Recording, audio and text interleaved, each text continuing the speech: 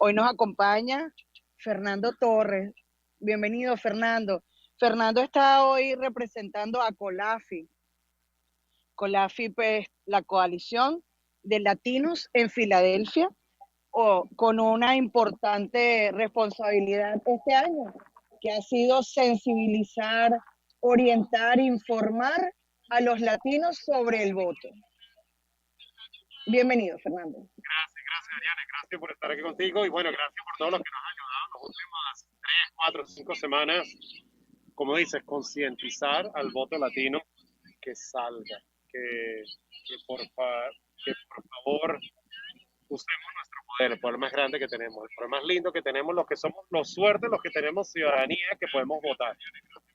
Tú sabes que ayer en las redes, porque esto ha sido, digamos, un constante mirar, hubo una persona que dijo algo tan importante que decía a los latinos que votamos o que votan aquí en Estados Unidos, es que voten con el corazón puesto en Estados Unidos, que no podemos votar con el corazón puesto en nuestros países, sino en el corazón acá, porque esto va a determinar los 4 próximos años de Estados Unidos. ¿Qué le dices tú a todos estos latinos que están estrenándose en el voto o que están votando hoy aquí en Estados Unidos? Para mí lo más importante es lo que acabas de decir, es que no estamos en nuestro país. No estamos, ya sea en Venezuela, en Cuba, en cualquier otra parte. Claro. Para mí lo más importante es que la comunidad debería elegir a su candidato que represente sus valores familiares, sus valores éticos, sus valores de trabajo, de una persona de honestidad. Eso es lo importante. Lo importante es ver qué vas a hacer si tú y tus amistades, tus familiares también en este país, no van a ayudar más a los que están en nuestros países. Esa es la diferencia cuando estás votando como si estuvieras allá. Tú tienes que estar votando como está aquí y ver qué es, porque no podemos seguir estando atacados aquí. Así es. Yo creo que una de las cosas fundamentales que podemos decirle a la gente que está hoy ejerciendo el derecho al voto o que ejerció el derecho al voto ya por correo, porque hemos tenido este año todas las posibilidades para ejercer, ¿no? La pandemia nos ha permitido tener múltiples opciones de que usted no deje de votar. A esta gente lo que hay que decirle es eso, vamos a votar con conciencia de futuro, ¿no? Exacto. Una pregunta, sé que has estado desde temprano mirando algunos sitios. ¿Qué has visto, Fernando? Bueno, en parte yo empecé en el centro de la ciudad. En el centro de la ciudad yo vi un poco más temprano. Llegó muchísima más gente. Se nota que la gente que tenía que trabajar, ya sea digital o en persona, estuvieron más temprano, estuvieron en línea temprano, estuvieron en cola temprano, esperando ejercer su voto. Se vio un poquito de entusiasmo. Ya llegando de Filadelfia he visto un poquito menos, pero usualmente es más la clase trabajadora de media clase, que tal vez en sus negocios, que tal vez llegando a la tardecita o en la noche, puede ser que se levante un poquito más. A la misma vez, una clave es, anoche hablando con los comisionados de Filadelfia, encargados del voto de Filadelfia, hay 300,000 votos que se hicieron por correo, que es un récord. Nunca habían tenido tanto, usualmente entre 10 a 20,000, ahora 300,000 votos que fueron por correo. Es decir, hay 300,000 personas que no van a salir a votar. Entonces, no es de pánico de ni una campaña a la otra, es que 300,000 personas ya votaron. Los problemas del COVID. Yo también estuve dando una vuelta por el norte, por acá por el northeast, y efectivamente temprano había bastante cola en algunos centros. Yo vengo de Landcrest, del centro comunitario, y las colas allí estaban bastante largas.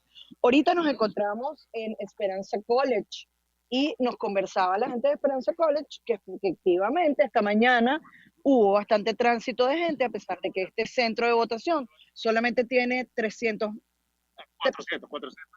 400 registrados, un centro de votación bastante pequeño, pero que ellos habían tenido bastante tránsito esta mañana y ahora está bastante suave, la verdad. Entonces, pues yo quiero hacer una reflexión, Fernando. A mí me parece muy importante que sea cual sean los resultados, se mantenga esta tranquilidad, que aprendamos a respetar las decisiones de la mayoría. ¿Qué nos puedes decir tú con eso? Bueno, antes de llegar, una de las cosas importantes, como esta es una media más pandemia, no había pasado de más de 100 años. Eso va a ser una parte de 8 meses, casi 40 años. A nivel nacional ya tenemos 100, más de 100 millones de votos. Las elecciones pasadas solo votaron 127, 128, vamos a ponerle 130, 130 millones, 100 millones que se fueron en estas elecciones.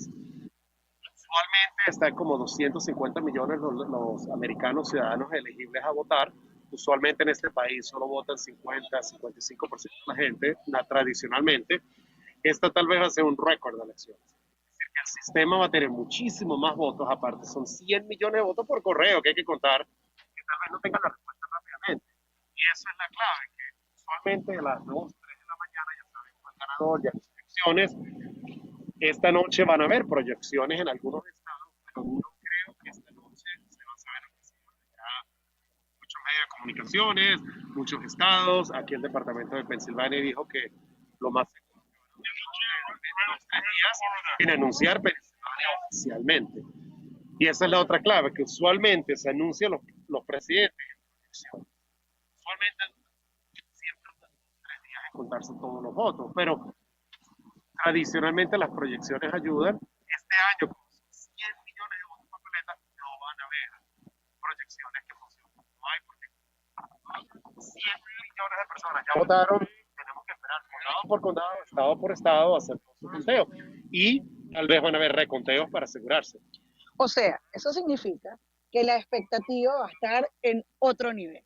Este año, pues obviamente todo lo que implica este 2020, pues definitivamente va a marcar una diferencia. A ver, una diferencia. A ver, estamos en vivo, quiero que sepan que estamos en vivo y estamos chequeando porque nos están diciendo que no se está escuchando.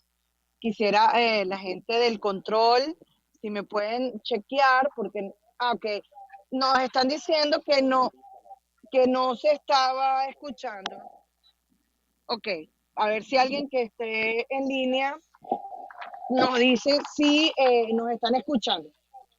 A ver, entonces estábamos conversando de que la expectativa va a ser mucho mayor, de que estábamos conversando de la cantidad de gente que ya votó por correo y que normalmente esta noche o la noche de las elecciones se hacen proyecciones para saber el ganador. Este año esa proyección quizás no sea tan certera porque hay muchísimos votos. ¿Cuántos votos por correo, Fernando? Aquí en la ciudad de Philadelphia hay 300,000. Y a nivel nacional hay más de 100 millones. 100 millones de papeletas que hay que contarse y solamente las papeletas se llaman manuales que electrónicamente. Ok, entonces son una cantidad importante de votos por correo que vamos a tener que esperar que se hagan para poder tener una claridad en cuanto a de quién es la persona que va a llevar el destino de Estados Unidos por los próximos 4 años. Y entonces, no solo el presidente, acuérdense, muchísimos senadores y todas las casas de representantes del Congreso a nivel todo, los 405 creo que son en total, están en elecciones, así que tal vez no se sepa quién va a ser, quién va a quedarse, qué partido va a dominar la Casa de Representantes y qué partido va a dominar el Senado. Es decir, que el mensaje principal eso. en 2 o 3 días, tal vez hasta el viernes, no sabemos exacto las 3 posiciones fuertes de este país, que es las 2 casas de representantes, el Congreso y la presidencia. Yo invito.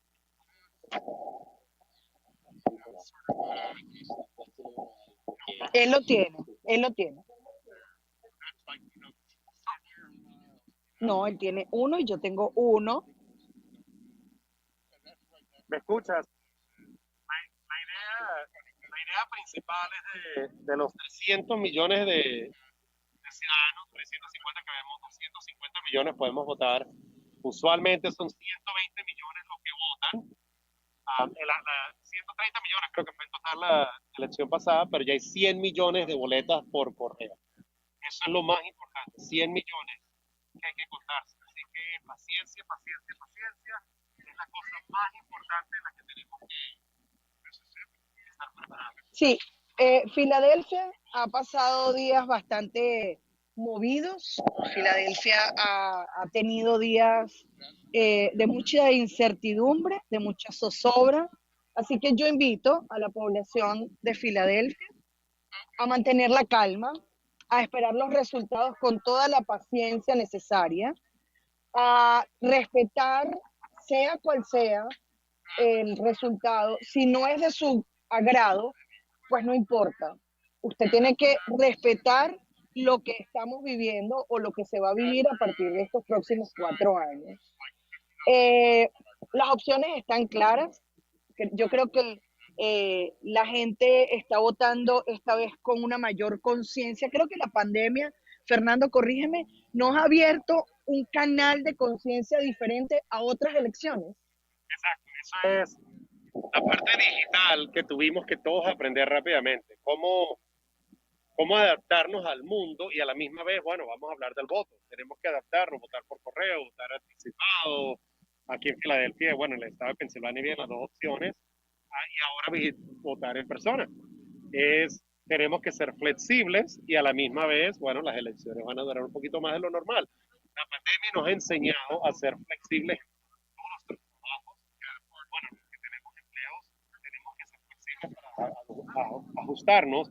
Quién sabe hasta cuándo llega esta pandemia, esperemos que pronto salga la vacuna, pero eso es lo importante, que por lo menos tú ves los centros todos son diferentes. Hay espacio para asegurarse que la gente no esté tan cerca. Se ve diferente los centros de votaciones. Se ve que hay gente afuera preparado para asegurarse de que se sigan la norma del CDC, que es un cambio no se esperaba.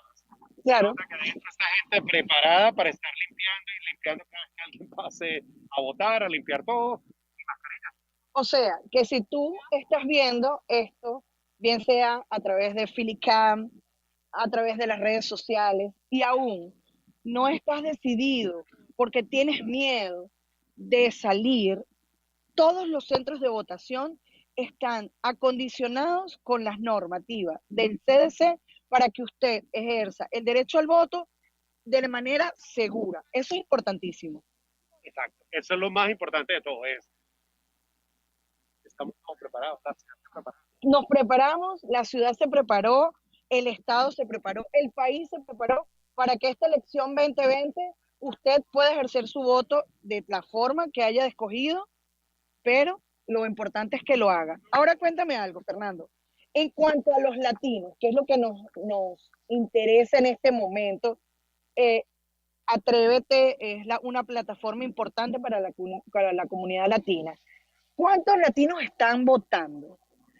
Yo leí hace poco que era un poco más del 13,5% de toda la población votante en Estados Unidos. O sea, estamos hablando de que pudiera ser la primera, entre todas las demás comunidades, la comunidad latina, una de las más importantes y decisivas para la elección de este año. Te digo que la comunidad latina es la minoría más grande. Y vamos a hablar de Pensilvania. En Pensilvania se decidió la elección del 2016 por 44,000 votos. Y casi 200,000 latinos no fueron a votar. Es decir, que el voto latino puede cambiar de ese estado uno al otro. No importa porque vaya a votar, pero voy a votar. Le dicen tradicionalmente en este país al voto latino es como el sleeping giant, el gigante que sigue durmiendo. ¿Por qué? Porque usualmente, tristemente, somos más activos en las políticas de nuestros países natales que aquí. Sin saber que las políticas de aquí, las leyes de aquí nos afectan personalmente aquí y pueden afectar las relaciones internacionales de este país. Es lo que nos siguen concientizando. Somos tantos, somos la minoría más grande es decir, la minoría más poderosa de este país, aparte de que una minoría bien diversificada.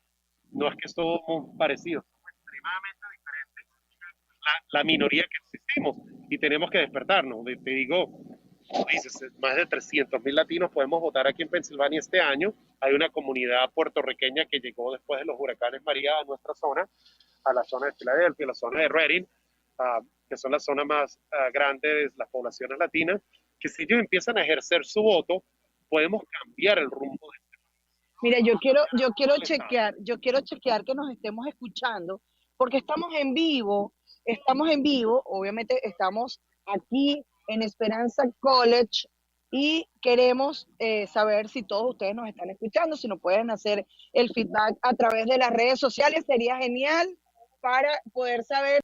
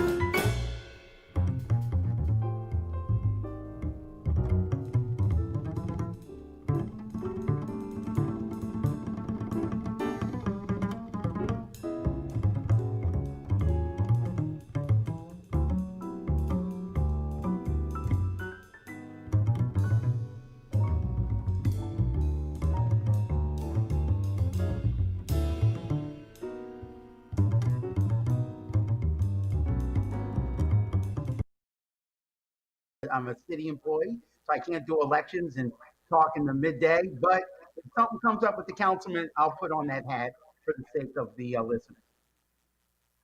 Okay, that sounds great, Vincent. So, one of the things that I wanted to get into is talking about how things look in terms of voting here in Philadelphia and then in Pennsylvania in general. Because one of the things that they always say is the only poll I care about is election day. And typically in the past, that meant that, the campaigns did their work, and then you found out what happened on election day after people voted and you started counting the votes. Now, what's different about this year is that mail-in balloting and early voting is being used on an unprecedented level, not only here in Pennsylvania, but all around the United States. So it's actually been election day for about 2 months. So there's a lot that we've been able to determine about what the electorate looks like way before election day.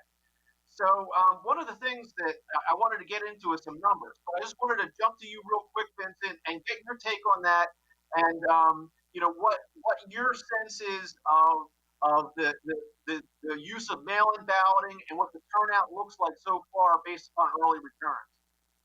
Well, let me say this, Dennis. If people are hearing echoes, that's always technical gremlins that happens in broadcasting. But this is such an important election that we want to echo its importance. This is something about this election that I think people should understand.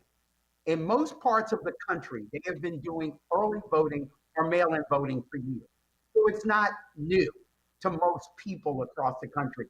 It is now new in Pennsylvania because this is the first year that we've ever had mail-in elections. So imagine doing a mail-in ballot in a state of 12 million people when the first year you're doing it is the presidential election.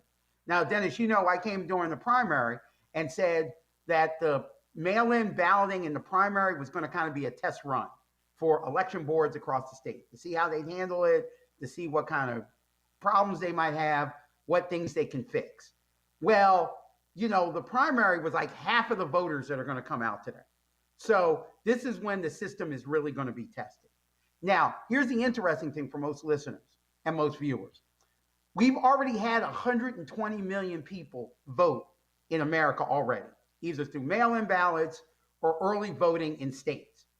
There's about 245 million registered voters across the country.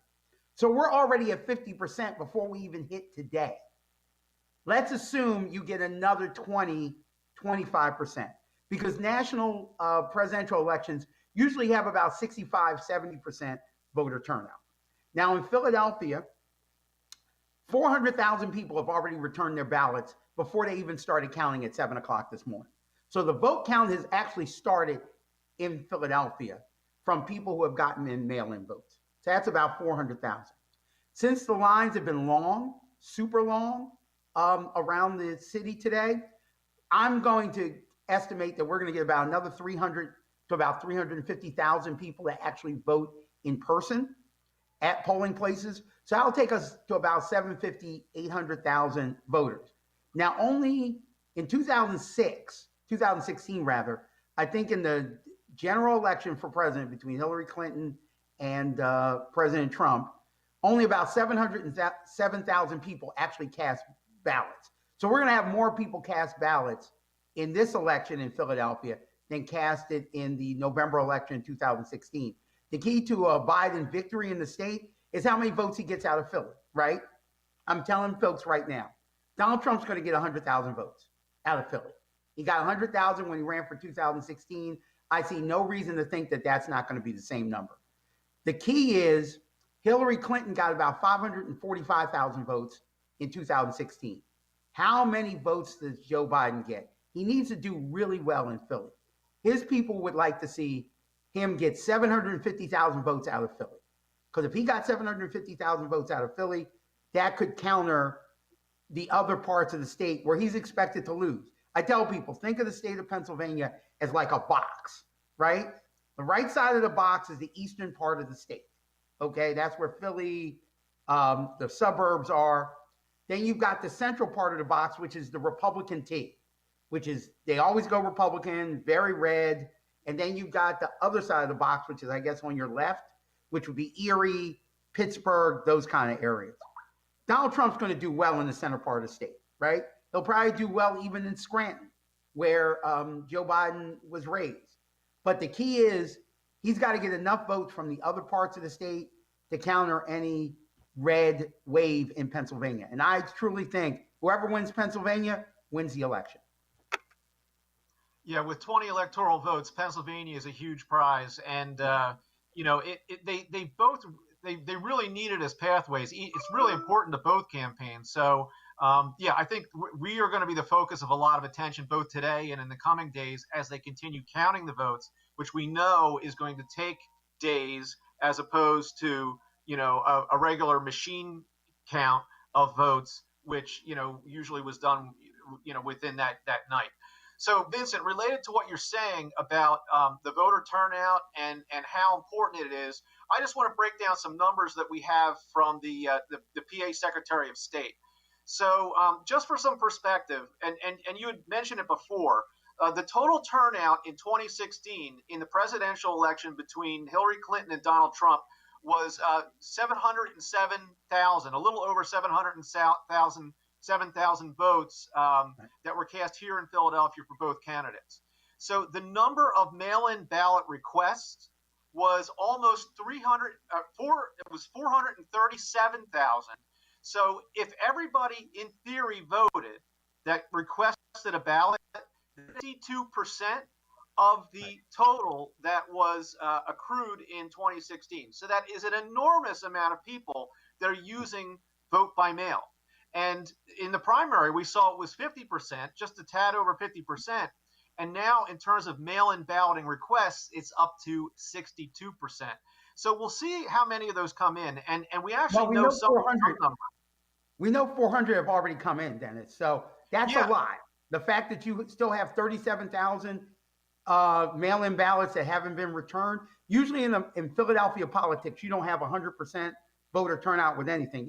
Somebody forgets, the dog eats their ballot. You know what I mean? You always have something that happens. But the fact that you've got 437,000 people that requested a mail-in ballot and 400,000 have already come back. And let's assume that a lot of other ballots are going to come back today, right? Like people are going to go to your satellite center, which you can still do. If you have a mail-in ballot, I'm just using this as an example. This is not an actual mail-in ballot. But if you have a mail-in ballot and you've already filled it out, you don't have to go to a polling site. You can go to one of the 17 drop-off centers around the city. Now, the drop-off centers will close at 6:30. So if you wanted to go to the drop-off center to, say, get a replacement ballot or something happened to your ballot, that closes at 6:30. But I just found out from the city commissioners that staff is going to be at every drop-off center to receive your completed ballot until 8 o'clock. So you don't have to wait in the line. You can just take it, drop it in a slot, and you're done.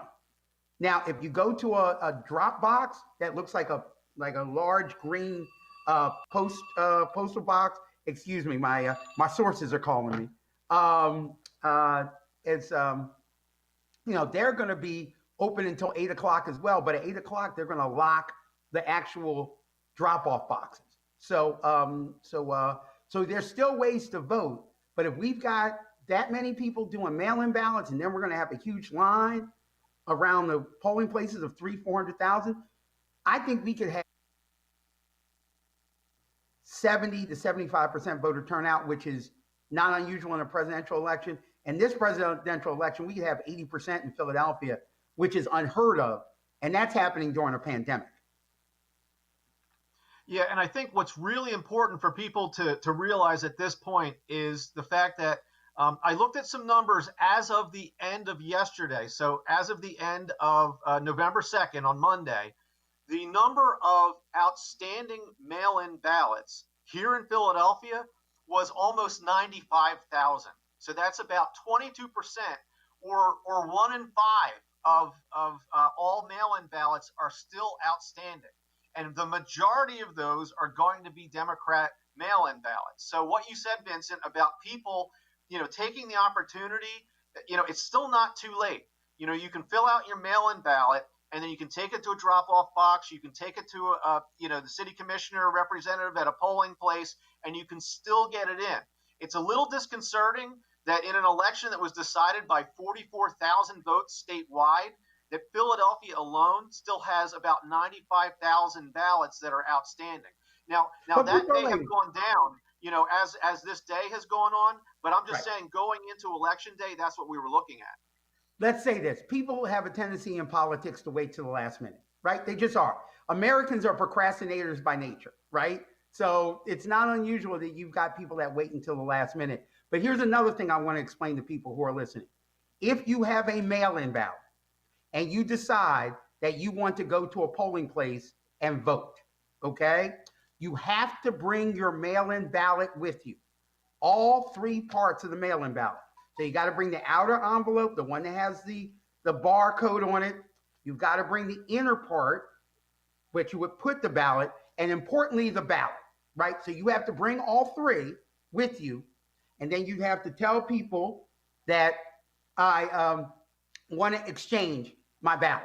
So you would give them your ballot, ladies and gentlemen. They'd spoil the ballot, and then they'd allow you to vote on a machine. So if you want to go stand in a line because you're like, I want to touch the machine, I want to feel the machine, I want to know I vote, and you have a mail-in ballot, you better bring your mail-in ballot with you. Now, if you go and you don't have your mail-in ballot, you'll still be able to vote, but it's called a provisional ballot. So you will not be able to vote at the machine. You would get a provisional ballot. You are allowed to vote by provisional, and the provisional votes are the last votes that are counted. So what you're going to see in this election is everybody who voted by mail-in, they're getting counted now, right? So we can have some kind of numbers for you. Then after 8 o'clock, they'll count all the machine ballots, right? The things that you did in the machine. And those are kind of fast to do because it's just a computer. Stick the chip into the computer, it prints it out. Then your provisional ballots are the last ones. They use the provisional ballots. They count them last because they want to compare to make sure you may not have double voted or voted in another location, but you can vote. So if you go to a place, you go to a polling place, you already requested a mail-in ballot and you don't have it, you can ask for a provisional ballot. Just wanted to get that out there for people so that they know, because there's still a lot of that confusion. Now, that's excellent information, Vincent. And you know what's going on in terms of people getting in their mail-in ballots at this late time.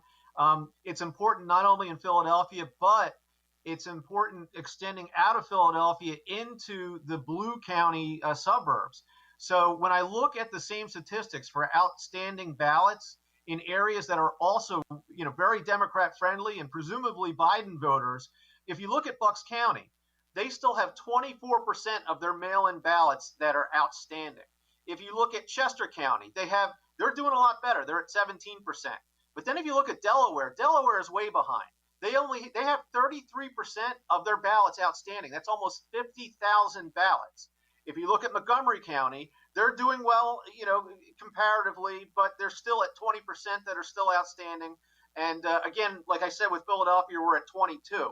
So why is this important? Well, when you look at the fact that in 2016, Hillary Clinton only won 11 out of 67 PA counties, she actually was picking up the counties that had most of the votes that were there available.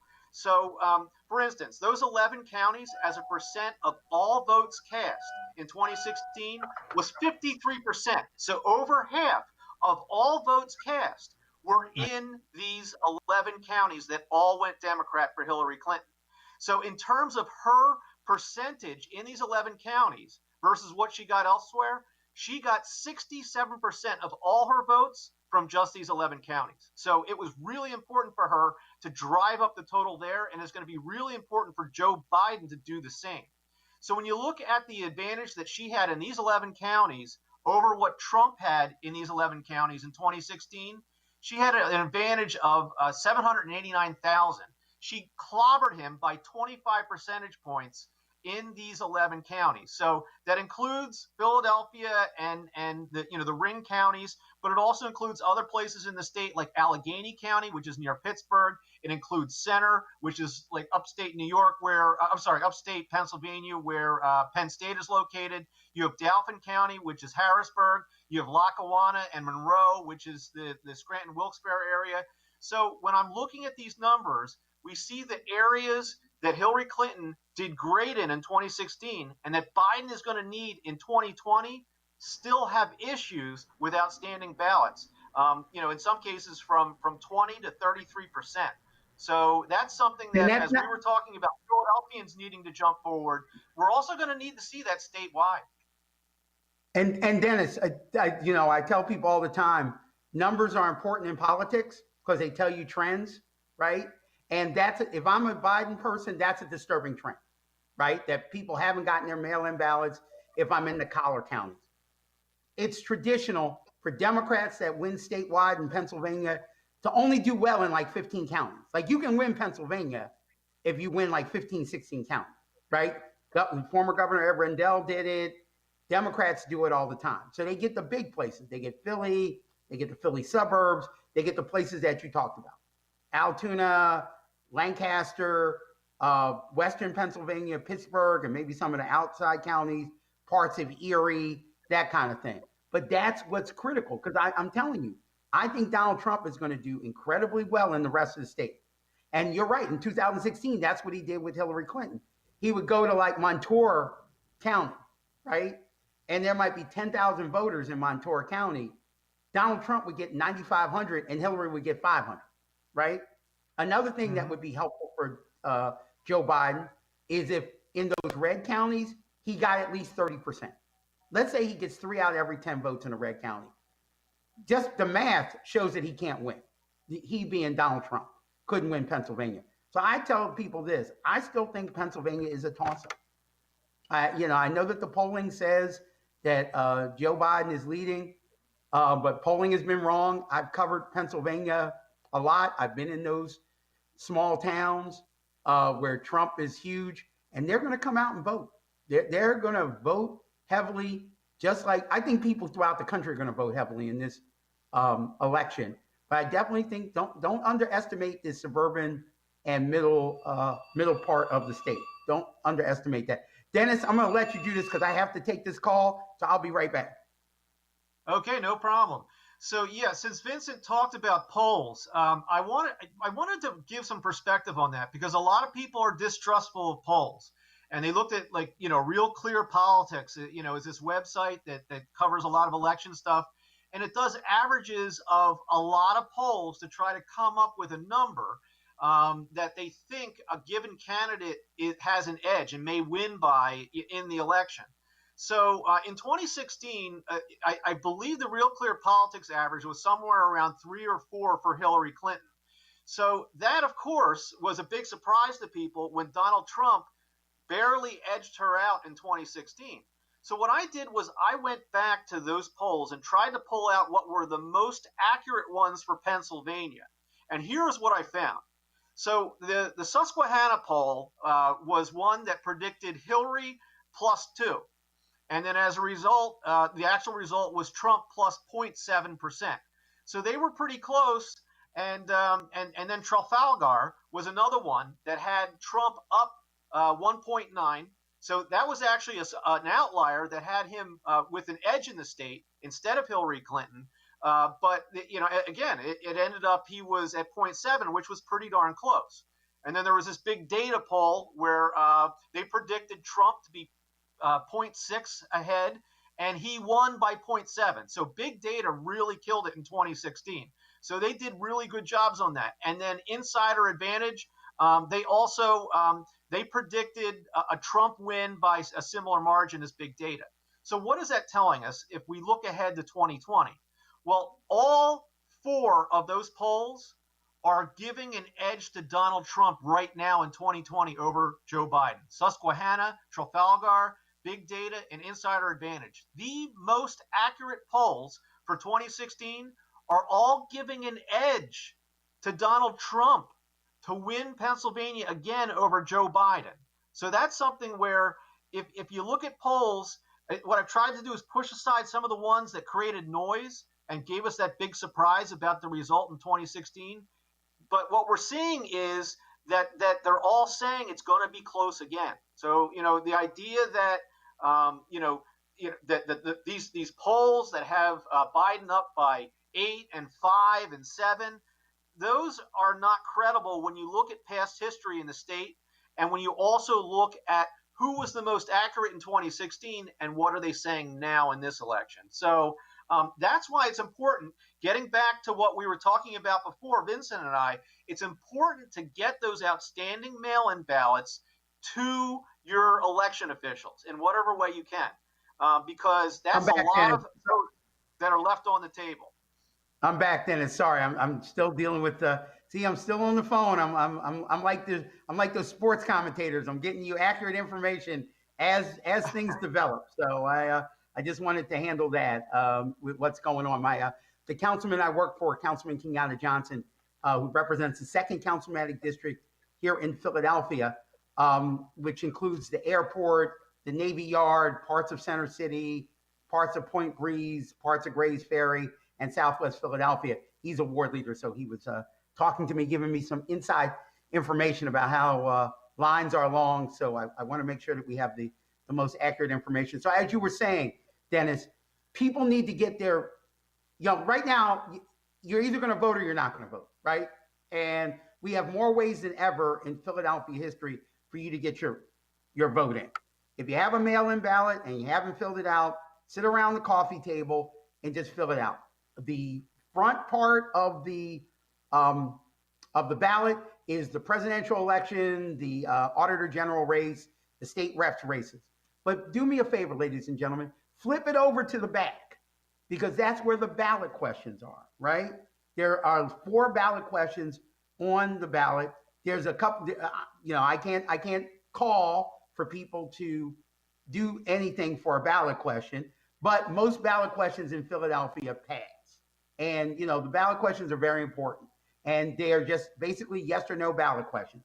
So if you vote yes, more people in the city vote yes than no, that ballot question passes. If people vote no, then it fails. Most ballot questions don't fail in Philadelphia. So I'm urging people, if you haven't filled out your mail-in ballot, fill it out, follow the instructions, take it to a satellite center or a drop-off center. You can find that information on the city commissioner's website, which is Philadelphia Votes, all one word.com. All of us elected officials are tweeting it out. So if you want to go to my councilman's Twitter, his councilman Twitter handle is Council Member KJ. So it's Council Member KJ. All right. K like in Kellogg, J like in Johnson. So you can find it on Twitter as well. Or if you really feel like going to a polling place and voting, get up, get dressed, and go out. The lines are pretty simple. You might spend maybe 20, 25 minutes in the line. It's not super cold outside, but bundle up, be ready, practice social distancing. You'll get in and get out. And I also want to say something really special to the poll workers. Please be kind to them. They are working under unusual circumstances. They're trying to do things as fast as they can and as quickly as they can. They're good people. They're your neighbors. So be patient with them. If they're having trouble finding you in a book, that's okay. It's the book's fault. It's not their fault. If a machine's not working, it's the machine's fault, not their fault. So have some patience today, and we'll all get through it. And Vincent, you had mentioned in talking about the ballot questions that there were also some statewide races that are on the ballot. So I wanted to get into that with you a little bit, because we talk so much about the presidential election race, we kind of forget that there's going to be people who are going to be running our state for the next 4 years. That we also need to be thinking about, well, what do they know and what are their chances of winning? So I want to start with the Attorney General, and I'm just going to give briefly, a brief explanation, for everybody about what each of these offices does. So the Attorney General is the top legal officer of the state. He advises and represents the PA legislature and state agencies, and acts as the people's lawyer for Pennsylvania citizens. And they serve a 4-year term. So the incumbent is Democrat Josh Shapiro, and he was elected in 2016. And he's running against Heather Heidelbaugh, who's an experienced attorney from out in Western PA. So, Vincent, I just wanted to throw out some polling. We don't get a whole lot of polling on these things, but right now it looks like Shapiro's in a pretty good position. He's been leading in, I believe, the 4 polls that I've seen that have been taken during this election season. And the last one I saw, he's up 52% to 41% over Heidelbaugh. So Josh Shapiro made some headlines, going after the Catholic Church and exposing, pedophile priests and so forth. He's spoken out a lot against Donald Trump and his travel bans. And today, or it might have been yesterday, he even spoke out, maybe out of turn, about how he believes Donald Trump is going to lose after all the votes are counted. So I wanted to ask you, Vincent, on that race, do you think Shapiro is in good shape? And what do you think about his recent comments? Oh, I think that Josh Shapiro is going to win. He's an incumbent, right? So as I say every time I'm on the show, incumbents have to say, I've done a great job. Keep me in for another 4 years and I'll continue to do good work. Challengers have to say, the man or a woman is a bum. He or she is terrible. Get him out. So I don't think that there's enough support for the Republican candidate to knock out Josh Shapiro. But here's the thing: if Donald Trump has coattails and and he wins Pennsylvania, she may win the Attorney General's office because people are voting for Donald Trump and the Republican that's with them. The thing I think that helps all the candidates that are incumbents is that Pennsylvania is no longer a one-lever state. So there used to be a time where you could just go into a polling place, hit the Democratic button, and it would vote for every Democrat. You could hit the Republican button, and it would vote for every Republican. Well, you can't do that anymore. So when you go into a polling place, if you want to vote for the president, attorney general, auditor general, your state rep, your ballot questions, you have to push on each individual button. So you may have people that may vote for president, Democrat or Republican, and not vote for the attorney general. You may have some people who vote for, president and a ballot question and not vote for anybody. So I think because of that, I think Josh Shapiro is in a good position to win another term. And there's also speculation that he may run for governor once Tom Wolf is no longer governor. Yeah, absolutely. So that'll be something to watch too, well after the election. So you were talking about how, an incumbent a lot of times has an advantage, Vincent. When we're talking about the Auditor General race, here's a situation where there is no incumbent because you have the person who was the Auditor General was term limited and then now is running for Congress in what I believe is the 10th congressional district. So yes, up in Harrisburg. Yeah. So she's interesting because she's from Philadelphia. She's a microbiologist and an entrepreneur by trade, and she's running for Auditor General after having run before for Lieutenant Governor, I believe, in a past election. Yep. So I've been looking at recent polls on her, and it's been a lot tighter with her than it was with Shapiro. So Timothy DeFore is a very experienced Republican running for Auditor General. He's the controller of Dauphin County, and he's had a lot of time as an auditor in other places.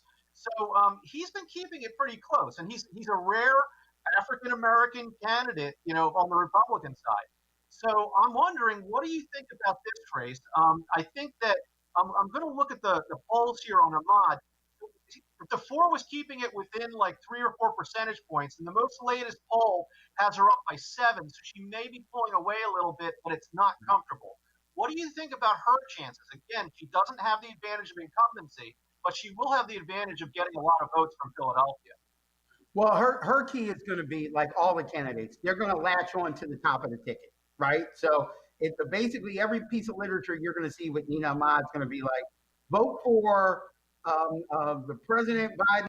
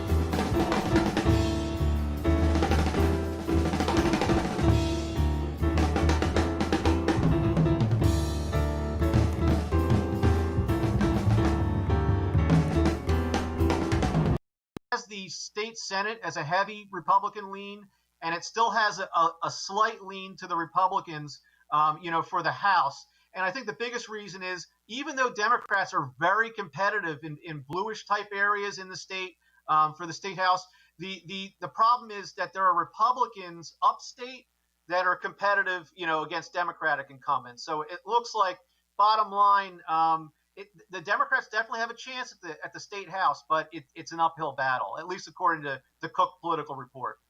Well, remember, I say all the time, Dennis, people say throw the bum out except my bum. You said it. I'll throw the bums out, they all stink, except the guy or the woman I love. They're fantastic. So incumbency has its advantages, right? It just does. So, most people don't kick out their incumbents unless something happens. So I think here are my predictions at 12 o'clock, okay? I still think it's 50-50 between Donald Trump and Joe Biden. But if Joe Biden gets the kind of wave out of Philadelphia, it could be a see you later, sayonara night for Joe Biden, and that would go a long way to helping him win the presidency, right? I still think for Attorney General and Auditor General, the Democrat will win, right? I still probably think that the state House is going to stay Republican, but there's a possibility that they could lose seats, right? So it would be closer Democrat to Republican. And I still think the state Senate is going to stay Republican, might be closer, but it wouldn't surprise me if the Biden wave hits Pennsylvania, that it could mean changes in the state House and state Senate, which would be an amazing feat. But we are talking COVID 2020, so everything that I thought would never happen has happened this year, and I do think that the 4 ballot questions in Philadelphia will be approved. Okay, great. So Vincent, it's been great talking with you, and I'm sure that our watchers and listeners have learned an awful lot. So I just want to tell everybody, thank you for joining us for this special Election Day coverage here on People Powered Media Fest on PhillyCAM. Thanks again, Vincent, and thanks to everybody who's been watching us. And get out there and vote, and good luck today, staying safe. Thank you, everybody. Have a good day.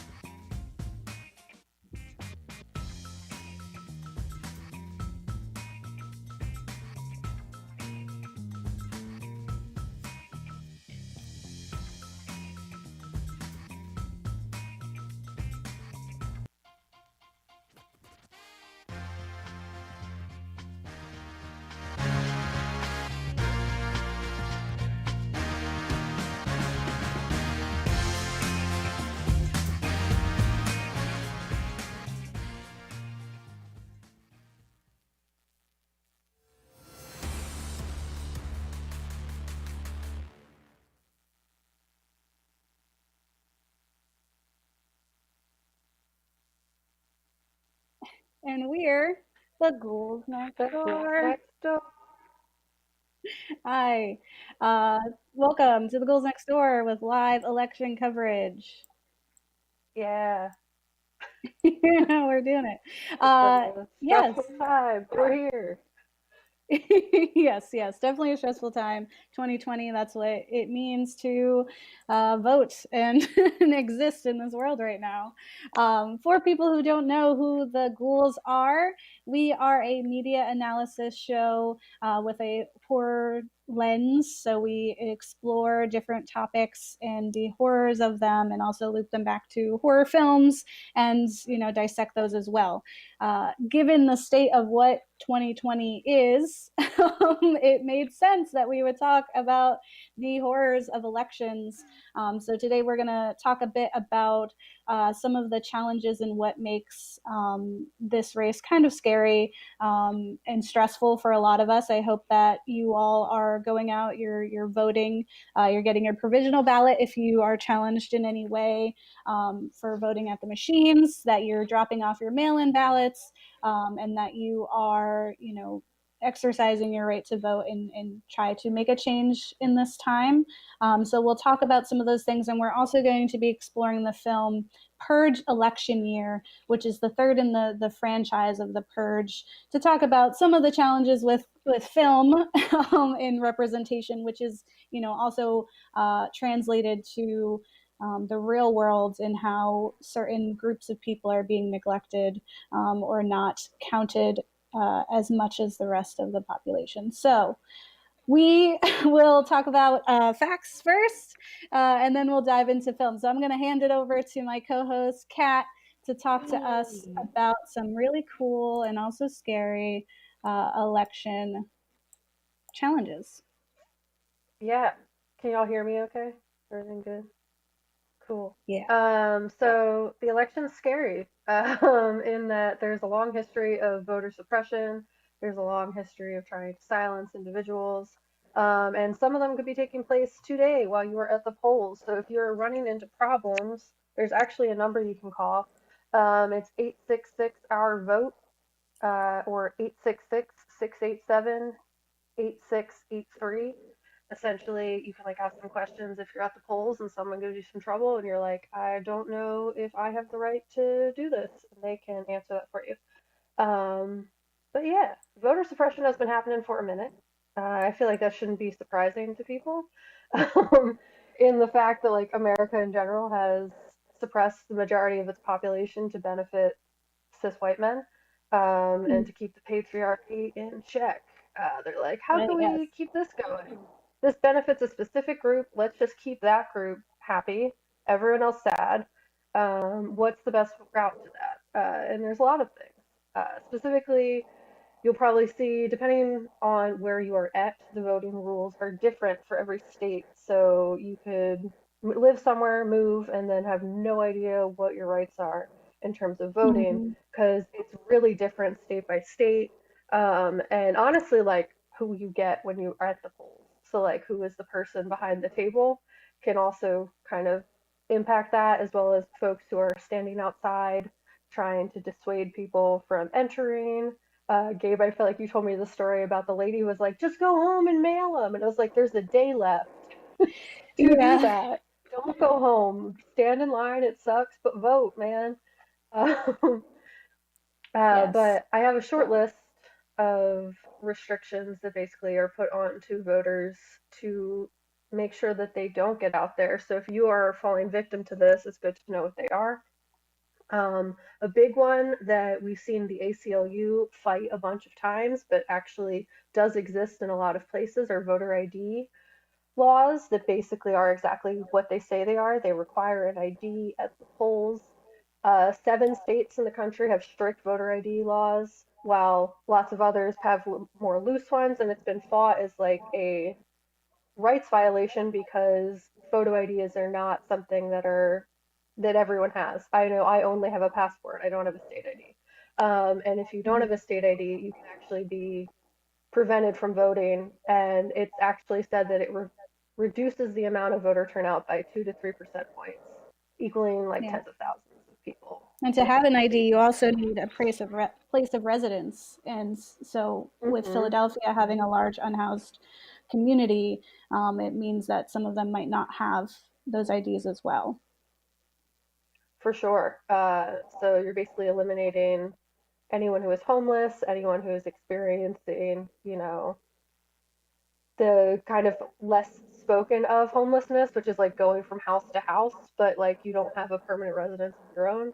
And anyone that they're kind of trying to silence, if you think about it that way. People in shelters, etc.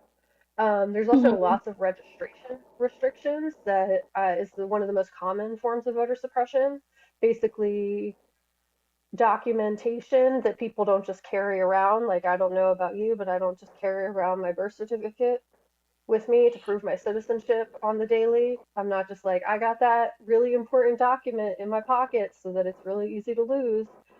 Yeah.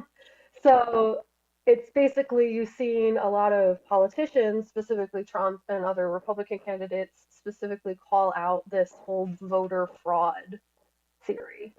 Like they're really Mhm. trying to make people that their votes aren't going to be counted or that votes from certain people will be counted and that's bad. So you'll see a lot of like specific like targeting of immigrant populations, anyone who has a felony, which I'll get into kind of down the line, and anyone who's like basically in poverty, because a lot of the documents that are required are things that do cost money. You have to like financially back them if you have to get a passport or if you don't just have your birth certificate, having to reorder one. Those things are expensive and take a significant amount of time. But it has been something that has kind of been there for a minute, especially this proof of citizenship kind of end to it, where they're really just trying to scare away people. And it actually, in Kansas, it blocked 30,000 people from voting in 2011. So that's like a pretty significant. Yes. There's also laws that basically make it so back in the day when we only had paper ballots and you couldn't do things technology wise, you would have to register to vote 25 days in advance. I think a large flaw with a lot of our policies in our country is that they're old and they were made for a time that no longer exists. So specifically, the law in New York, they have a law that you have to register at least 25 days in advance. I know that's the case in a lot of places that you have to register like by early October in order to qualify to vote in November. And the reason that was done is because you used to have to do it by hand and there wasn't a computer to process all the information coming in. So it's kind of archaic. Mhm. And specifically in New York, it blocked 90,000 voters who were unable to make the 250-day cut or 25-day cutoff in 2016. So that's 90,000 voters that could have kept Trump out of office. Um, Something that I don't have on my list that just reminds me of something that's going on right now, specifically with Trump, is that he's trying to do like signature checks. So if you had a different signature the year before when you were signing off for your vote, that they could not count that vote because your signatures don't match. Um, and other things that just kind of like are really back, like it's people are going to vote and their vote should count. I feel like if anyone's going to the polls and they're putting in that time, their vote should count. And I don't understand really this fear that people have. They're like, oh, people are voting, that's a problem. Like, why is that the Yeah, energy like that let's is keep well, I mean, because I think that really speaks to the power of the people and that their right to be afraid. Like, if the system is improved in the future so that, votes are counted a bit more equally, as, we'll talk later in this segment. But it is that clearly voter suppression exists because it is obvious and has been since the beginning of us picking how to pick our president and how we, first started, restricting certain people of specific demographics from being able to vote because they knew how powerful that vote is. They knew that they could change and sort of an election. Specifically, there are these states that are so important, the swing states, because of the diversity of the population. Like we don't know what's going to happen. And I think that's a part of the beauty of what makes America. But it's also like, there's so many things in place like you're going through because they don't want people to be able to vote. So we have all these things in place to hold these folks back. It's also like here in Philadelphia, and I'm sure in other places too, one of the challenges is for Latina voters, right, is having access to the information in their native language. So if you are bilingual, but primarily your native language is Spanish, if you don't have that information, like you don't know what to do for the questions that are on the ballot, besides like the basics of like who's president, you could be at a disadvantage and maybe even be discouraged to vote. And that's just one of the ways, is just withholding information or not making it as accessible. Yeah, and that's just like one of the many things that were going on about. But there are also, you know, these other ways that they're holding back the IPOC communities. Yeah, one huge one, which you know, we've talked about on our show previously, is this whole felony disenfranchisement, where it is a fact that through the war on drugs, the IPOC communities have been gutted to funnel into this like prison industrial complex. And the whole end of that is that there are a handful of states that basically say if you have been convicted of a felony, you lose your voting rights. And if that is targeting a specific community, specifically like Black Americans, they are being faced with this more than any other group because of the fact that they've intentionally been targeted to receive felony charges, essentially, through the war on drugs and other initiatives to target Black Americans. But basically, that was an intentional step to keep them from voting because these felony disenfranchisement laws exist. And the toughest thing is like so many states have different rules. So different states have different laws. Some ban only during incarceration, some for life, others while on probation or parole, and others only while they are incarcerated. So like states like Maine and Vermont don't disenfranchise people with felony convictions at all, but also don't have large populations of those individuals generally in their population because they're primarily white communities or you know, non-Black communities. But we see kind of this drastic change between all these different states. It makes it really confusing. And all of it was designed specifically around like Jim Crow America. It's all rooted kind of back to that, where these systems are made intentionally to block Black votes. So specifically, they used to do poll taxes, literacy tests, and other barriers. So when they were no longer able to do that, this is their new way of blocking people. So to this day, the states with the most extreme disenfranchisement laws basically are Iowa. Iowa was big on the list, and basically give permanent disenfranchisement. So if you have been convicted of a felony, you will never have voting rights again if you live in Iowa. That's so interesting about Iowa. Yeah. Only because when I was in line for 3 hours, sorry, when I was in line for 3 hours, because I was trying to get my vote and I had problems with my mail-in ballot and I was trying to get my provisional ballot, behind me for those 3 hours was a woman from Iowa who talked about how easy it was for her to go and vote, and was very much, you know, negligent to the fact that there are these challenges specifically in place for people who did not look like her. And so the whole time I was like, you're in a line in South Philadelphia for 3 hours because because of all of these systems in place and you're not really thinking about it. And I'm sorry that Iowa was easy on you, lady. But that was an experience of the different, like we were living two different realities. And Iowa specifically, it's the most disproportionately incarceration rate of Black Americans, and specifically estimated 1 in 4 voting age Black men are disenfranchised by the system that live in Iowa. And I think it ties back to that whole haunted house thing. Once you buy the house, you don't just leave if you don't have the financial capacity to do so. So for anyone who's like, don't live in Iowa then, it's not that easy. I mean, you have a system that's been intentionally leaving people in poverty for hundreds of years. It's not so easy to just uproot your entire life and switch states, especially if the education system as it is does not make you aware that that is exactly the root cause. Like, no one's just like reading these statistics on the daily, I feel. Like, we did research for this episode specifically because we're talking about the election. But like, I did not know all of these facts beforehand. I knew some, but not. So it's like, if you're thinking about like how deep rooted the problem is, it really goes back, and I feel like you can't just leave. That's not the easiest thing. That's not like the go-to. So Iowa sucks. People probably shouldn't live there. But It's not surprising to believe. Old. If you're from Iowa, I'm like both sorry and not. I don't know. The last one I have on my list, and I promise that I will be done, is gerrymandering, which is something that's like super big in this election because we just had the census.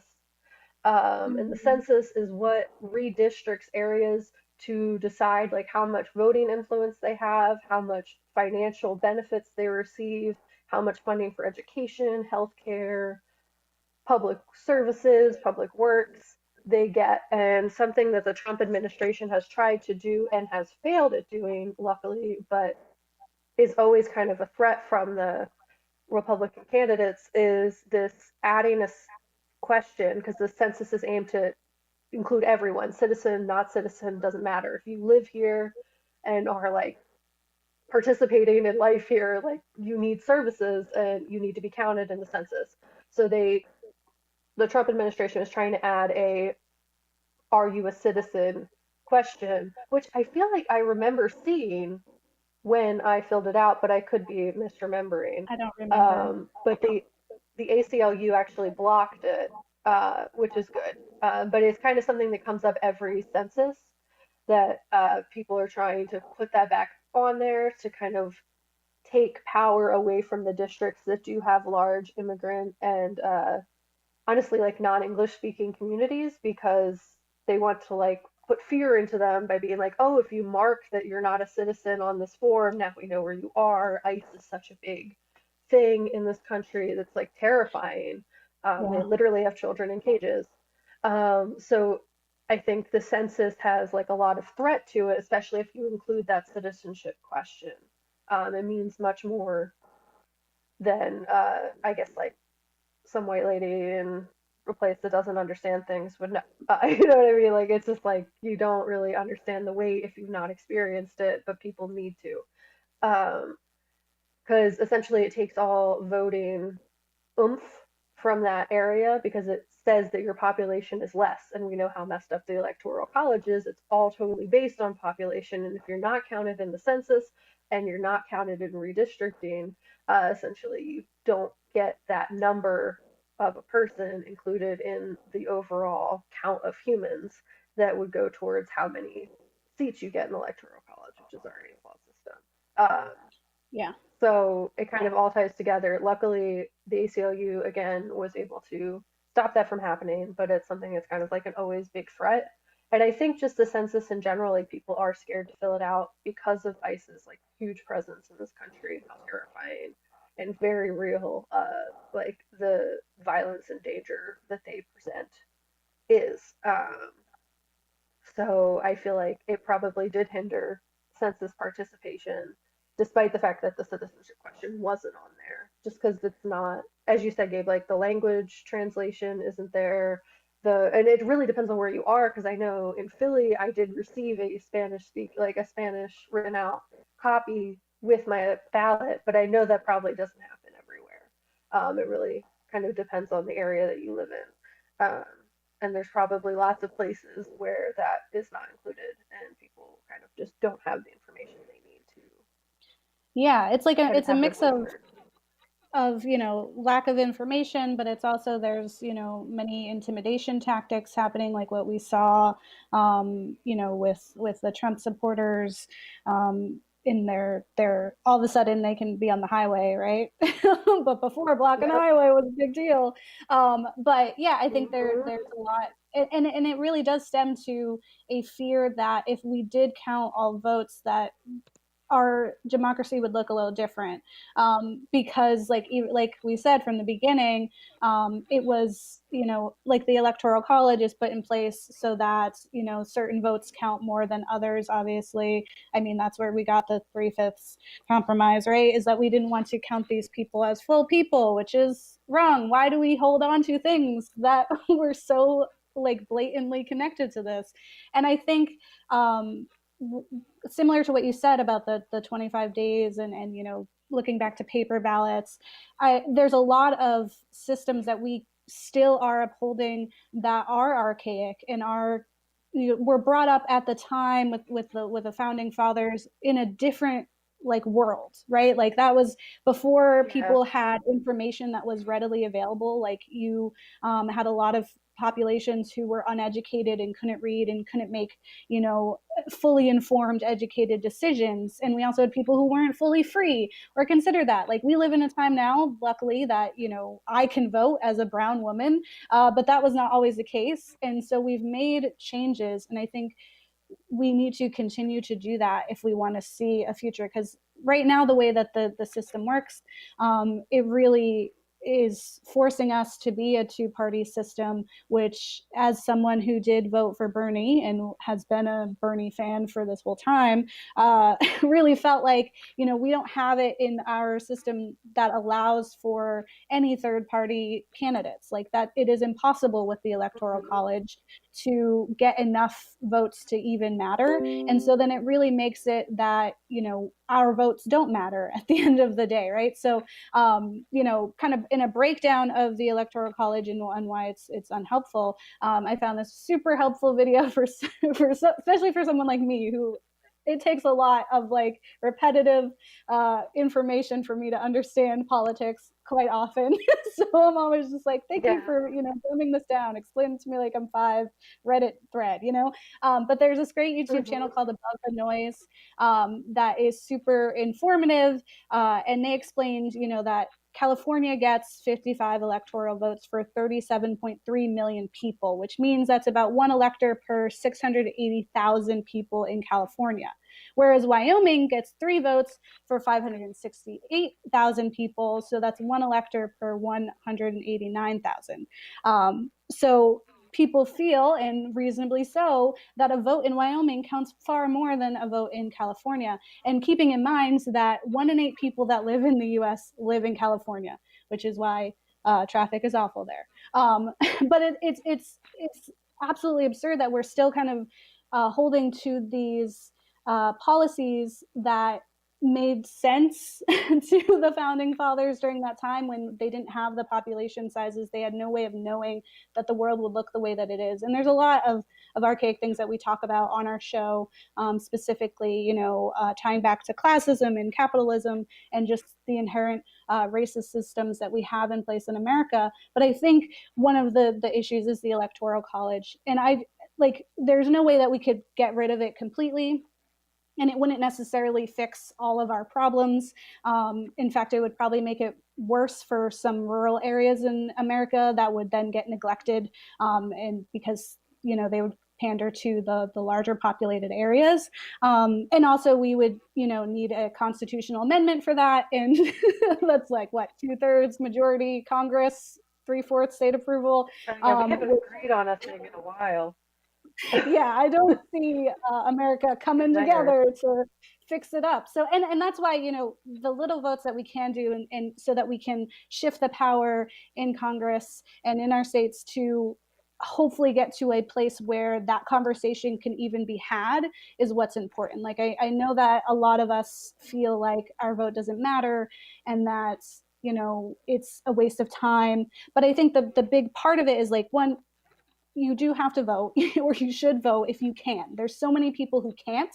And like thinking about all of Puerto Rico, right? They can't make these decisions for what affects them. And so it's like, you can vote, then do it, and you know, go out there and do it, but don't let it stop at voting. Like, no matter who wins, you know, this election, like there's still so many things in place that need to change and we need to stop for. So if you are feeling impassioned and empowered during this time, or even feeling hopeless and scared because of how horrific it is, right? Use that to propel yourself forward, to get involved and get educated and continue the fight outside of just the polling place, because that's really where those changes are going to be made. Because we can, you know, flip whoever's in office. We can kind of get our sea of blue if you want the sea of blue. We can, you know, hopefully get some aid for the virus that's going on, and also financially, and also take people seriously and see people as people, which is what we could hope for. But you also have to kind of make moves other than just November 3rd. You know, you gotta do it, right? Every 4 years. Yeah, there's also other elections that actually your vote makes significantly more of an impact, specifically like legislative branches of the government that are voting in like local issues. So like legislation that would be passed. So when you're voting for the one that's in May, or like the one that lots of people don't vote during the non-presidential elections, and that's a huge problem because they're the ones making the local decisions in your community. That's how Philly is how it is. It's how you would nominate your city council people. Those are the people passing law in like your specific area of life.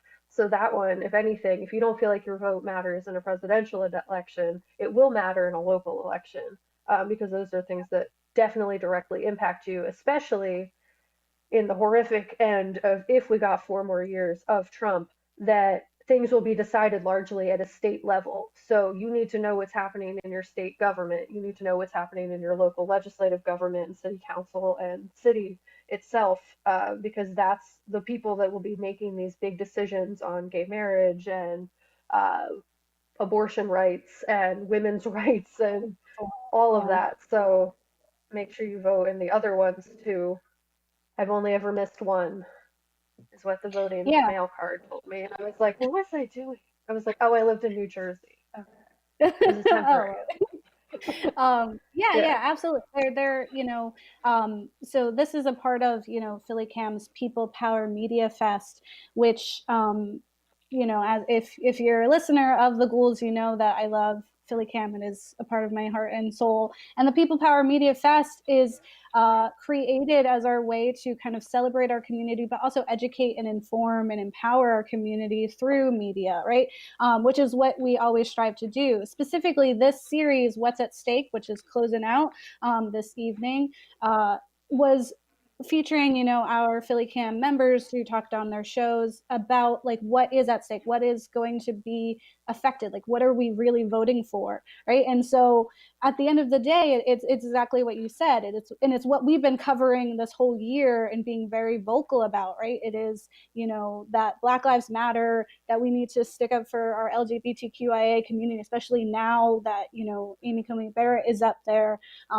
Women's rights, now that we've lost RBG, right? Like there are so many things that we are personally affected by in our lives that we're seeing really kind of up on the chopping block or in danger more than it has been in a while. And so like when you think of what's at stake, it's a lot. It is like our future being, pushed back years and years into the dark ages of time when we didn't matter as much, or people like who look like me didn't matter as much. And so we need to make sure that we're fighting back against that, because there is so much at stake during this. Yeah. So with that being said, we can loosen up a little and instead complain about some Never. TV. Yeah, it's not quite. It's pretty accurate. Yeah, I found watching this when we were watching it, Purge election year, I was like, every time we watch something like this, like when we watch the first Purge, when we watch Watchmen, like over again, when we watch Lovecraft Country, like when we're watching a lot of the media that is, has come out in the past few years, it is so real. Like it is so much like outside, right? Like we can walk outside and experience almost the same. I mean, of course it's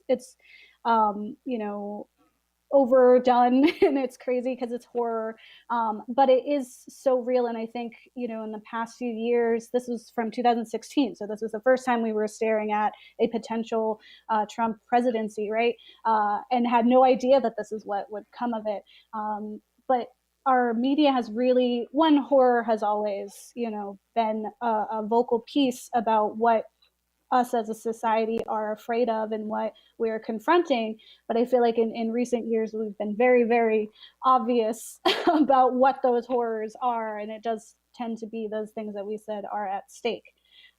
So for people who don't know, Purge election years from 2016. It is directed by James DeMonaco and also written by him. And it is about former police sergeant Barnes becomes head of security for Senator Charlie Rowan, a presidential candidate targeted for death on Purge night due to her vow to eliminate the purge. So this is the third in the series, I'm pretty sure. And so it's doing a lot. It's doing a lot, and it definitely was DeMonico's attempt at really turning this franchise on its head and making it, elevated horror, as people are calling it, right? Like more purposeful horror. And I think he gets it right by the fourth one, which is the first Purge. Like I think he finally does it. When we talked about the first Purge, which is the fourth one, it really dove headfirst into confronting some of the real life implications of the Purge universe, whereas like the original Purge film was just a home invasion with an absurd background plot of a one night a year legal crime situation. But it really is just like an interesting home invasion. Like if you took out the Purge and it was just that like, I don't even know, like the Purge could have been a twist like Shyamalan situation, right? It really was not even that relevant. We've been in the real world the whole time. Yeah, like it could have been The Village. Like honestly, like that's kind of what it felt. But I feel like this film really took the idea of if this, then what, and created an actual like honest representation of what a purge world looks like. And like what we saw in the first Purge, again, which is the fourth one, that is the prequel. So it shows how the Purge came into be. It's the first Purge that ever happened. And it really does address that if a purge were to exist in the world, it would exist to further marginalize, harm, and eradicate an entire group of people under the guise of law and order, which America has done since the beginning of its existence, 400 years of this, right? So it sounds eerily familiar, but when we are thinking about our society, it makes an obvious jump that if purge existed, that's why it would. And I think that's what's really beautiful about that film is that it, when it features BIPOC characters at the forefront and it takes place in a lower income area, it really highlights like that there's a revolution, that there are people protesting this, that are seeing it and calling it out for what it is. And I think Purge election year was like the first step that we got into it, that we got to see the powers that be. And it wasn't just like, if one night a year you could murder, would you? And all that. It was actually like, we made this because we want an excuse to rid our country of a specific population or a few specific populations so that we can, further our rhetoric. So in this one, we follow a woman. So it's like, oh, yay, ladies in charge, such progress. 2016, what hopes Lots and of dreams strong female characters for sure. And I mean, she and Senator Charlie definitely is strong, and there are parts like she's like a very tropey hero character of like, yeah, I believe in good, and that's that. Like I'm acknowledging that there's flaws, but yeah, she's like, there's other stuff, but she herself had lost her family to the purge, to this psychopath who was just acting out his patriotic duties of murdering families, and so because of that, she wishes to end the purge for good. Which, like, I get it, but it really feels like no more killing perfectly nice white families, as opposed to the real revolution that's happening on the sidelines, which should have been at the forefront of this story, which is like, actually, we need to talk about how it is strategically singling out lower income BIPOC and other marginalized community to like hurt them. Like, and later we do see that there's some refuge for them and that they are very clearly aware that they're the target. We even see foreigners come in to get a taste of the American dream to kill our deplorable communities. But I specifically like European. Yeah. I think they were Russian, actually. I think it the was ones a mix, but yeah. All the political figures, masks. Yeah, maybe they were German. It was like, yeah, and they come in and they were wearing like the Lady Liberty and Uncle Sam and Ben and Abraham Lincoln and all them, which is funny. But yeah, so the film more or less follows her, Senator Rowan, who is opposing the new founding fathers, Tea Party.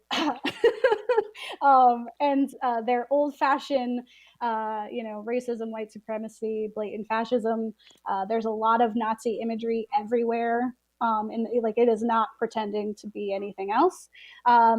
And they aim to kill her because she wants to call off the purge, and she's doing a good job as like, one of like she definitely spins this narrative and is clear about why it's a problem, not just to her, like not just that her family died, but also that it is, disproportionately harming these communities. But I think that Senator Rowan really isn't the hero of this story and shouldn't have been. And I think that's where the flaw came from. And that's what like really made us upset when we were watching it. Because again, on the sidelines, and unfortunately, spoiler alert, we get another sacrificial Black character. And in fact, we get all of the people of color in this film are sacrificial for this white lady trope that we get in horror quite a bit. But there's a real revolutionary hero who's igniting a movement and helping those in need and executing, Link, a plan to fight back in the only way that us non-upper middle class white ladies can do. And that's Dante Bishop, who is a Black man who is, moving forward this revolution and, creating a safe space for people. We see him like with his like underground base where there's unhoused communities. There's just people from these small areas that could not afford to protect themselves the way that Senator Rowan assumingly could have if, there weren't people against her. And yeah, right. And he appears on several news outlets calling for the end of the purge and like highlights all of the real injustices that are going on in there and like actually has a plan to go and like murder the new founding fathers to end the purge. And so he and his team are demanding blood for blood. They want to not just enact revenge, but they have been harmed and continuously since the beginning of the purge, right, that we see in the first purge, have been the true victims of this entire policy. And so he thinks that this is how we can do it. We're tired of being murdered, which rings a little too close to home right now, right? And so Senator Charlie is continually fighting back against that, saying that it'll make him a martyr. And even though she's like almost killed a bunch of times, she still fights for him to stay alive, like the founding fathers. And she kind of pulls a Batman of like, if you murder a murderer, then the number of murderers is the same. To which I say, Batman, not if you kill 2 murderers. Then it's down. Then you keep going down because you still are only 1 murderer. Anyway, I digress. I think, I think Bishop is impassioned, and watching his people murdered in the street legally has, really inspired him to fight back. And I think he has every right to. And so I think her continuously absurdly, demanding compassion from him for people who will never show that to him or people that look like him is a problem. And I think that's it's like, I feel like if we were to, redo this film or to show it now, like in present day, after seeing the way that the world is, Bishop would be at the helm, which is, I think, why in the first Purge, the 4th film, he does have all those BIPOC at the forefront, because he was like, no, we need to actually see their point of view because they're the real heroes. It just is unfortunate. It's the heroes that we see as a prequel and not the heroes that bring about the change, like that we're still, putting all our hopes on this white woman who ultimately let us down in 2016, both times. It's like, what do we do? Yeah, it's so, I mean, honestly, I feel like this film is an extremely parallel film to what is happening in the world. Specifically, I've watched this film twice, actually, and the first time I saw it, it did not hit me in the way that it did the second time. And I hated her the first time too, but I extra disliked her character so much the second time, because it's just the more you learn, the more you notice things. And I think it was framed the way that it was intentionally, honestly, because that is a reflection of what society does.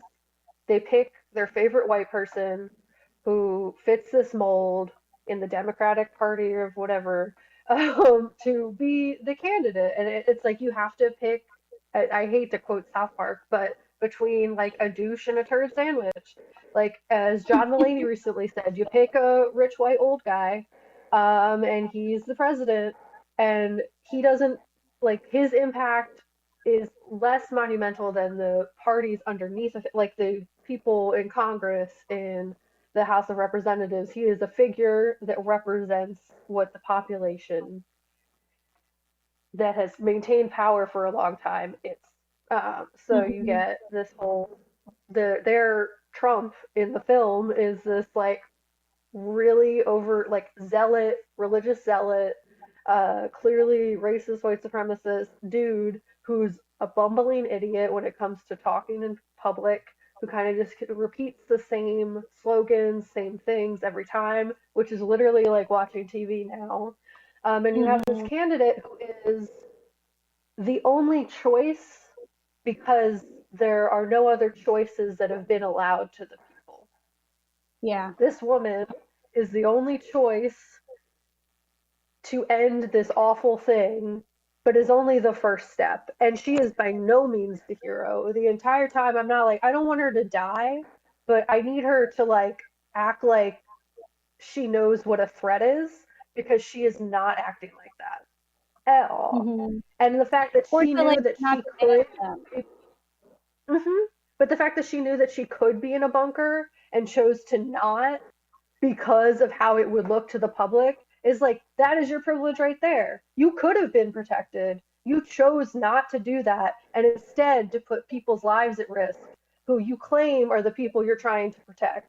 You're fine if all of them die for you, and then you're really ready to like defend this really bigoted of man who represents this organization that's actively harming this population. You walk into every room like you own the place because, white lady, you think you do. Like, that's the whole thing, the whole entire time. She is the worst, but she is better than the evil.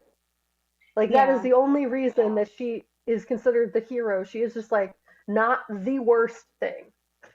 Yeah. There's a slightly worse thing than her. Yeah. Or like, yeah, it is sad because like when we think back to 2016, right? Like that was almost the same feelings that we had, right? Like Hillary is not the best option that we could ever have, and definitely wasn't our first choice. But again, that's what we can do. Like that's the step forward we can get, because it's not like we can take that leap. Like there's no way that Bishop is ever going to get to be, important enough to make this same revolutionary change that Charlie is, kind of showing herself to be able to do. All right. And it's unfortunately like she is that next step. Like she is a step so that later, hopefully, we could get a bishop who has power, right? Like, but we couldn't do that unless Charlie does first, which is like, that's the history of this country, right? It's like, we get the white man and we get the white ladies, and then we get the black men, and then it's like later, we get black women, we get Asian women, then we get Hispanic women. Like we are like, towards the end where we have to let them kind of go first so that people can see, well, technically, get a different thing. We've never had a white woman as president, but yes. Yeah. Yes, it's generally the order that basically, it's honestly still slated to benefit men, but that, the white men are the first. We haven't seen a white woman yet, but I think it's fine if we don't, but also that I hope we find a woman to put in office, primarily. Which is, but I think in the next purge, the first purge, that's when we kind of get that spotlight on like this heroic, black family, like black community that's fighting this. But I agree with you, it would have been cool to have because they were the best part of the movie, and they were fodder, and it was sad. And it definitely as seasoned horror watchers that we are, as soon as we saw these POC characters, and because you see her first, as soon as we saw them pull up, I was like, they are gonna sacrifice themselves for her. Like there's no way that they're not gonna do that. And it was absolutely absurd. Like, there's the one immigrant who seems to know more about American politics than the black people that he works with. And, you know, as soon as he started talking about like, oh, she just needs to win Florida and all this, I was like, he's gonna kill himself. Like, he's gonna put himself in harm's way for her. And it made me so upset. And also, you know, the owner of the store, there's like all these other side stories that don't really matter. But as soon as he showed up, I was like, he is gonna die. There's no way. They made him. They made him a spoilers. He didn't, but yeah. Well, the black man did, didn't he? Yes, he did. But Both of them. what was his name? No, the leader of the rebellion died, and Joe, the owner of the store, who was the black man, died. But what was the other guy's name? Because he didn't die. He took over the store. Yes, but he was definitely in that same thing, and definitely when Bishop died, that was really like it for me, because it was like definitely at the end of the film. I guess it was from 2016. He unnecessarily like went on a suicide mission to protect Charlie, but like her bodyguard, given that that's his literal job, should have done that. He should have died. Yeah, because he's nothing. He's a nothing person. He's not going to keep this revolution going. Like, Bishop needs to be there to keep the other revolution. Like, she's doing like all the political stuff, but we need someone who's also like supporting the movement for the people here. Yeah, and continuing that. And we've seen how, you know, America cuts down, you know, our POC leaders who are fighting for change, and how that can derail an entire movement. We saw that with the Black Panthers. Right? Like, we see that now. Yeah, with hashtag free ants, which like we it is strategic, right? And unfortunately, it's what the strategy was used for this film, and it's just replicating the same tired things that we see in horror all the time. But I would say, you know, yes, I would say I did enjoy the film. I think there was some fun parts of it. It's very Purge-esque, where it has, you know, very outlandish costumes and violence, and, you know, there's the whole like the car that was all wrapped up in lights, and the girls came out in their tutus and their bedazzled guns, and I was like, that's those lights on. I was like, how do they see where they're going? What is that plug into? What are we doing? But they're doing it, and in that whole scene, like, they always have characters where I'm like, this person needs mental help. We don't have those systems in place. Instead, we made the purge, but somehow that's going to equal people getting help. No, that's not how that works.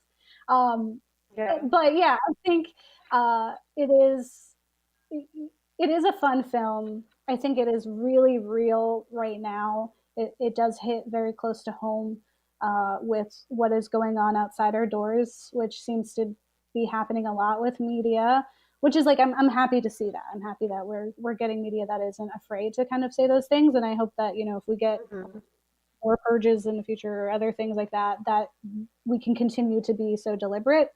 But it is what it is. Yeah, no, that's real. And I mean, the real life things that are really scary right now, one, the election. Two, the fact that in Kentucky recently there were police training releases that had like Mein Kampf and Hitler quotes to motivate violence. So if you haven't read that, that'll make you want to throw up. There's a lot at stake. I think we're way closer to Handmaid's Tale than anyone's willing to give credit for. You need to vote in your local offices, because that is the only protection we really have if Biden doesn't win. Even if Biden doesn't win or does win, you still need to do that, because he is only a small little skip step in a positive direction. It is not the end of the fighting. It is not the end of the slow burn revolution we find ourselves in currently. And like, as you said, there's so many people, as free ant, like, there's people on the ground right now who are being intentionally taken out for bullcrap reasons, that are being set up. Like, there's a long history of that, specifically in America, and I'm sure other places too, but it's all very intentional, and people need to follow what's happening in the world around them. It is really overwhelming. But I learned this thing when I was in college, and it was about a philosopher that said, inaction is action. And it is. You, by not making an action, you are making a definitive choice that you do not wish to help others in the world. And that's not how the philosopher aimed it, but that is how I kind of interpreted in the last 2 days. Like, inaction is a definitive choice that other people do not matter. And that a vote for Trump, if you love somebody who is of the LGBTQIA, who is a person or a person of color or BIPOC community, you do not love them, because the things that those people are doing are intentionally hurting the people that you claim that you love, and inaction is not an option right now if we want to have a country that doesn't destroy everything we love. Yeah, and it's like, it's also like, even if we see, you know, the results of this election, and Biden does win, and we have a Biden Kamala, you know, in the White House, that doesn't mean that the part, like, it's over, right? Like, because again, like you said, there's so many things that Biden stands for that aren't good or like aren't really in favor of people. I mean, even with Kamala, like there are victories to be had, but that's not the end of the battle. And so, you know, after you get out your vote, we also have to continue that. Like, we have to push that energy forward, because we have a lot of systems in place right now that are harming people that we care about, and making this not a free country, right? And it is doing what it was set up to do, which is to harm us, and only cater to a very specific small population. And so we need to continue doing it. Like, don't get, like, you know, comfortable and placated. Don't think that a Biden win equals win for the whole country. That's not true. Right? Like, we still have so much that we have to fight for, and we cannot sit back and, you know, ignore what's going on outside our doors. And so continuing on to do that, to make this fight, in no way would the purge exist, but things like the purge, just not as obvious in your face as like go and murder people, are existing, because people are going and murdering people and not being held accountable. It is the purge. It just happens every day. There's literal internment camps that house children. There are Black people getting murdered by police officers with no consequences. Like, just because if Biden wins, racism and homophobia are not gone now. Like, it is ever present. So for everyone who's like, this is it, we just got to get him in, and then it's done. It's like, no. Because the white moderate will be the reason that nothing good happens. And everyone needs to just stay angry. Do it afraid, as you say, Gabe. As your one student said. Like, my friend said, we need to just like stop being convenient. Convenience is basically the reason why nothing changes. So I'm sorry for everyone who loves their Dunkin' Donuts iced coffees, but people need to make sacrifices, and they need to be willing to do that for other people. Inaction is action. It's basically telling everyone that needs help to go F themselves, and it makes me angry. Yeah. Well, so then I hope what you get from, you know, this episode and the rest of the What's at Stake content is, you know, inspiration to continue fighting the good fight, and, you know, making a difference, and, you know, educating yourself on what is going on out there. So, you know, making sure you check out PhillyCAM.org to look at the People Power Media Fest to see what else is going on. We have some really great, panels. We have a town hall if you're a PhillyCAM member and alike, to really talk about some of the issues going on in our city. And if you enjoyed our content and you do want to check out our episode on the fourth purge, which is the first purge, and Watchmen, Lovecraft Country, Candyman, we had a whole, you know, very political summer with our content. So if you enjoyed this, check us out at theGhoulsNextDoor.com or on YouTube, the Ghouls Next Door, and you can see videos like this. But I hope you enjoy this, and I hope you stick around for Hear Us Out, which is our youth radio program, which will be covering the election as well. And let's hope that we at least get a step forward and away from a potential purge, because who knows? All right, so as we say, don't get married.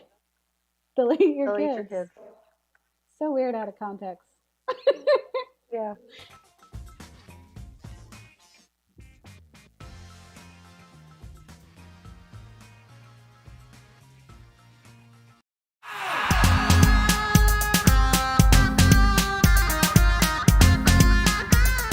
Hi, my name is Ricky Prasad Jr., and here's my new video.